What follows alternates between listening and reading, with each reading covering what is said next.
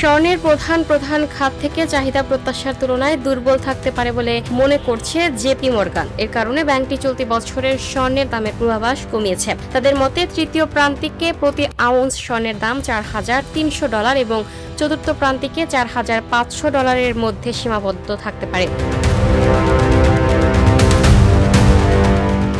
JP Morgan আরও জানিয়েছে, তাদের এই পূর্বাভাসের ঝুঁকি নিম্নমুখী হওয়ার সম্ভাবনাই বেশি, কারণ গ্রীষ্মের বাকি সময় যুক্তরাষ্ট্রের অর্থনৈতিক তথ্য ইতিবাচক এলে মার্কিন ফেডারেল রিজার্ভ নির্ধারিত সময়ের আগেই সুদের হার বাড়াতে পারে। এর আগে গত 9 জুন জেপি মর্গান পূর্বাভাস দিয়েছিল বছর শেষে নাগাদ স্বর্ণের দাম বেড়ে প্রতি আউন্স $6,000 পৌঁছাতে পারে। এদিকে গত শুক্রবার 3রা জুলাই স্পট মার্কেটে স্বর্ণের দাম 1.3% বেড়ে প্রতি আউন্স $4,174.21 দাঁড়িয়েছে, যা 23 জুনের পর সর্বোচ্চ। চলতি সপ্তাহে এখন পর্যন্ত বুলিয়নের দাম 2% বেশি বেড়েছে।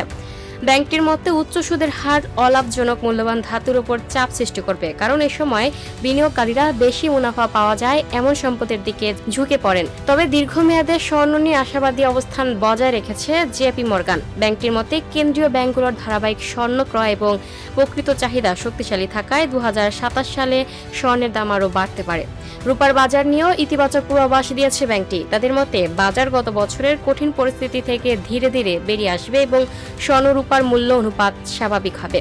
ফলে পূর্বাভাস মেয়াদে রূপার গড় দাম প্রতি আউন্স $60 থেকে $65 মধ্যে থাকতে পারে। প্লাটিনামের ক্ষেত্রেও মূল্য বৃদ্ধির সম্ভাবনা দেখছে জেপি মর্গান। দক্ষিণ আফ্রিকার সরবরাহ সংক্রান্ত মৌলিক কারণগুলোর সমর্থনে 2026 সালের শেষ নাগাদ প্লাটিনামের গড় দাম প্রতি আউন্স প্রায় $1,800 এবং 2027 সালের শেষ নাগাদ তা বেড়ে প্রায় $1,950 পৌঁছাতে পারে। অন্যদিকে ব্যাংকের পূর্বাভাস অনুযায়ী 2026 সালের শেষ নাগাদ প্যালাডিয়ামের দাম প্রতি আউন্স $1,350 পৌঁছাবে। 2026 সালে এর গড় দাম প্রতি আউন্স প্রায় $1,300 থাকতে পারে, যা মূল্যবান ধাতুর বাজারে সার্বিক দুর্বলতার সঙ্গে সামঞ্জস্যপূর্ণ। Lucky Akter, up to date news, Dhaka.